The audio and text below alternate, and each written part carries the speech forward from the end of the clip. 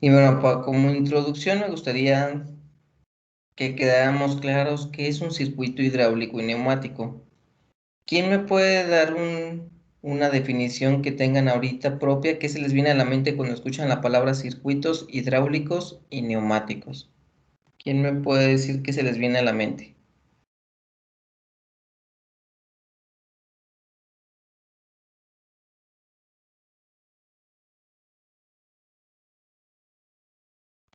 Como un sistema de elementos mecánicos impulsado por energía hidráulica. Correcto. Digamos que son sistemas de generación, ya sea de energía hidráulica o neumática, y que la finalidad es que realicen un trabajo mecánico, al final de cuentas. Así como tenemos sistemas de generación de potencia eléctricos, por ejemplo, un motor, que nosotros tenemos energía eléctrica y esa energía eléctrica nos convierte en energía mecánica, pues de la misma manera nosotros en este caso vamos a querer tener un trabajo mecánico al final, pero vamos a estar utilizando lo que es la energía neumática o bien la energía hidráulica. ¿Cuál creen que sea la diferencia entre la hidráulica o la neumática?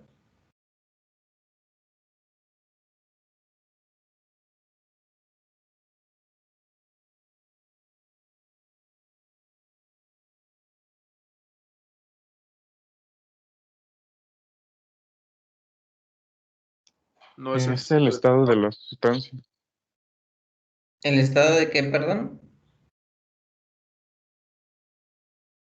de la sustancia de trabajo. Uno trabaja con gases y otro con líquido, ¿no?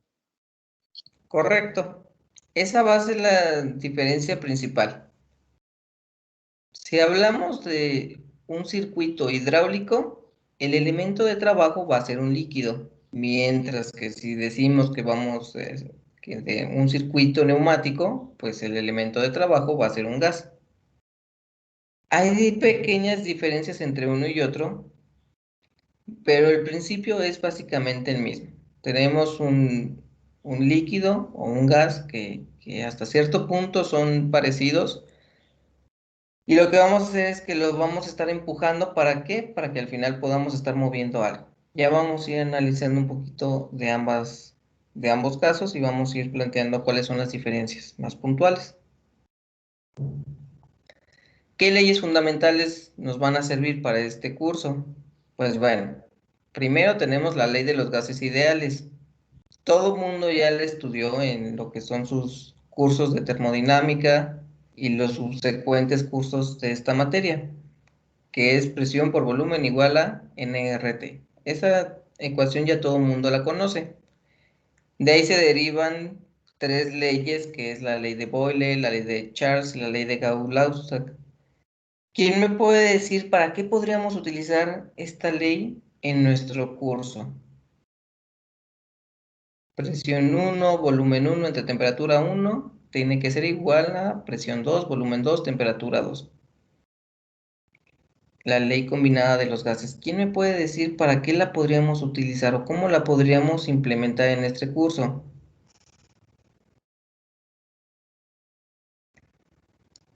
Pues me imagino si vamos a tener un sistema cerrado para conocer las condiciones de, pues me imagino las más importantes sería presión y volumen en cierto punto de todo el sistema, ¿no? Es correcto. Vamos a tener, cuando hablamos de un circuito hidráulico, sí tenemos un circuito cerrado. Eso quiere decir que el fluido sigue dentro del sistema, no se va a estar perdiendo.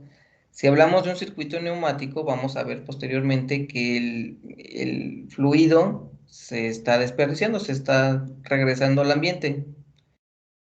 Sobre todo en ese caso, cuando tenemos los circuitos neumáticos, en donde el aire está saliendo al ambiente, tomamos aire del ambiente, lo regresamos al ambiente. Ahí es en donde más nos va a interesar, porque nosotros lo vamos a estar acumulando en un tanque, primero, para poderlo elevar de presión, y ese tanque no siempre va a estar presurizado. Lo vamos a presurizar en un cierto punto y después vamos a estar consumiendo esa energía y hasta que se baje la presión, otra vez lo volvemos a prender el compresor para que vuelva a elevar la presión. ¿Cómo saber en qué punto o de qué tamaño debemos de comprar un compresor? Pues bueno, para eso tenemos la ley combinada de los gases.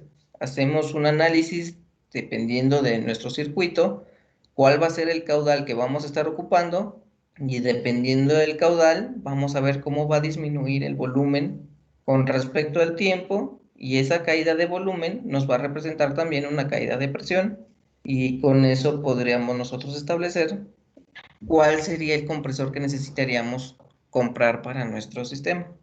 Entonces, para eso nos puede servir esta ley de los gases ideales. Otra ley fundamental que también sirve para este curso es la ecuación de Bernoulli. ¿Quién me puede decir qué hace la ecuación de Bernoulli? ¿Qué nos dice?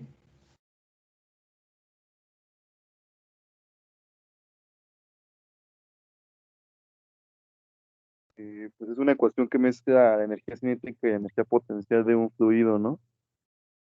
¿Correcto? Y pues con esta misma podríamos saber, pues, por ejemplo, las presiones que puede tener en diferentes partes de una sección pues, de un tubo, por así decirlo.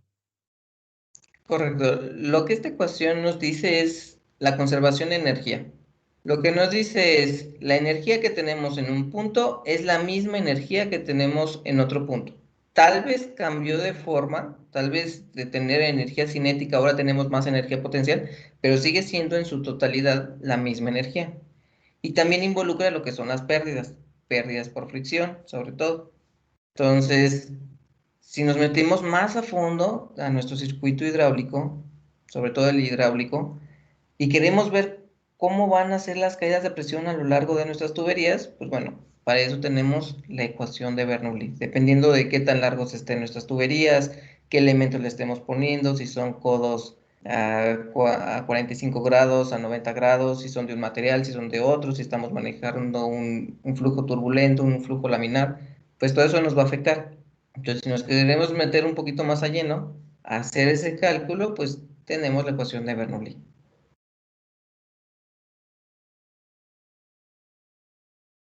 Y una muy importante, el principio de Pascal. ¿Qué nos dice el principio de Pascal? Pues bueno, lo que nos dice es que un fluido transmite la presión por todas sus moléculas en todas las direcciones. Y el ejemplo más útil es la prensa hidráulica.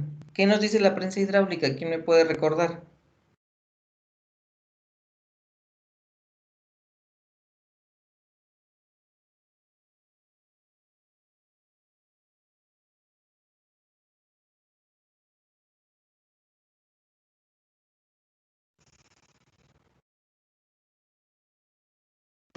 Pues eleva o desciende una plataforma con diferentes usos de área y fuerzas. Muy bien. ¿Y cómo vamos a relacionar esas fuerzas y áreas?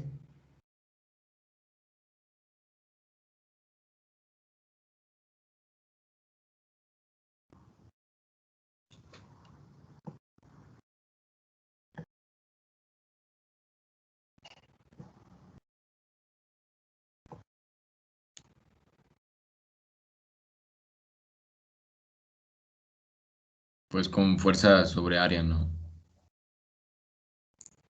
¿Y a qué es igual fuerza entre área? A la presión. A la presión. A la presión. Entonces, lo que vamos a decir es que la presión que estemos metiendo en el inicio va a ser igual a la presión que tengamos a la salida. ¿Sí? Entonces, presión 1 va a ser igual a la presión 2. ¿Por qué? Porque el fluido es capaz de transmitir la misma presión a lo largo de todo el fluido. Entonces, si nosotros empezamos ahí a jugar con las áreas, vamos a poder obtener mayor fuerza o menor fuerza dependiendo de qué es lo que queramos. ¿Sí? Bueno, me gustaría que hiciéramos este ejercicio. Si yo aplicara 10 kilogramos de fuerza en una sección transversal con un diámetro de 50 milímetros, Me gustaría saber cuál va a ser la fuerza que vamos a obtener también en kilogramos en una sección transversal de 200 milímetros de diámetro.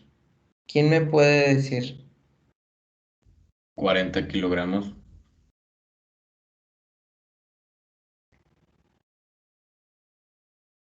Ah, no, olvídalo. ¿Alguien más Ahorita le concuerda? digo bien.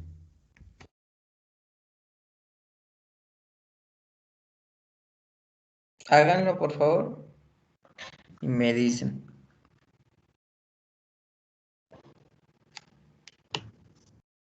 Pues sí son 40, ¿no?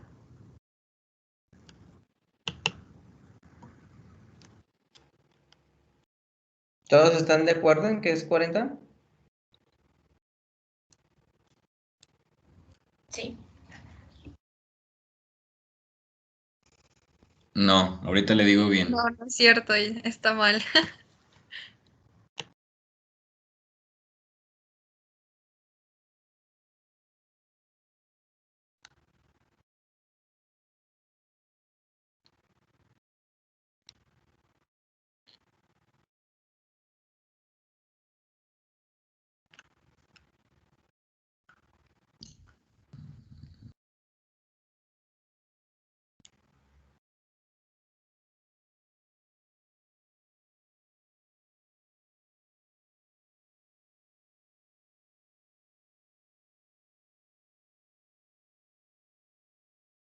¿Sería 160? Correcto. Sería la respuesta correcta, 160 kilogramos de fuerza que vamos a tener al final de nuestro prensa hidráulica. ¿Todos concuerdan? Sí. ¿Sí? ¿Por qué no fue 4? Para los que ahí se fueron con la finta de un 4. Porque estábamos tomando el diámetro, no sacamos el área. Correcto. Aquí lo que nos va a interesar es cuánta más área tenemos. Si tenemos una sección circular, recuerden que no solamente el diámetro es la sección transversal, no es el área. Entonces el área va a depender del diámetro elevado al cuadrado, a la segunda potencia. Por lo tanto, ahí tenemos un exponencial cuadrático que nos va a estar afectando. Entonces, ciertamente tenemos una diferencia de 4 veces el diámetro, pero al tenerlo elevado a la segunda potencia, pues se vuelve un 16. Entonces imagínense lo importante que es este principio de Pascal, que con solamente elevar 4 veces el diámetro puedo obtener 16 veces más fuerza. Entonces esto es lo que vamos a estar utilizando. Así funcionan también los cilindros hidráulicos y neumáticos. Y bueno, posteriormente los vamos a ir revisando.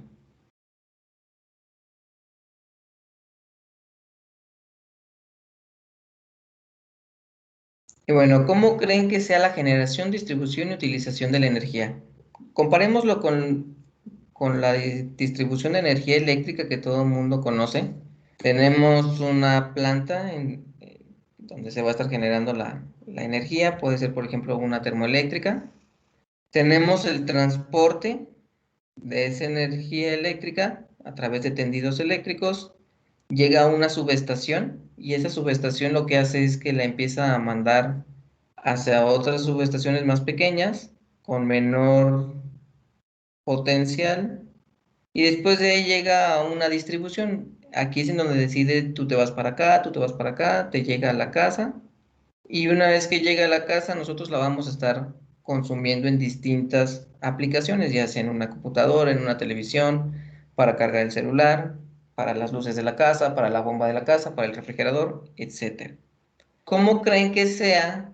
Si es algo muy similar, ¿cómo creen que sea para un circuito hidráulico y neumático? Pues va a ser muy similar. Aquí en la imagen está un circuito hidráulico.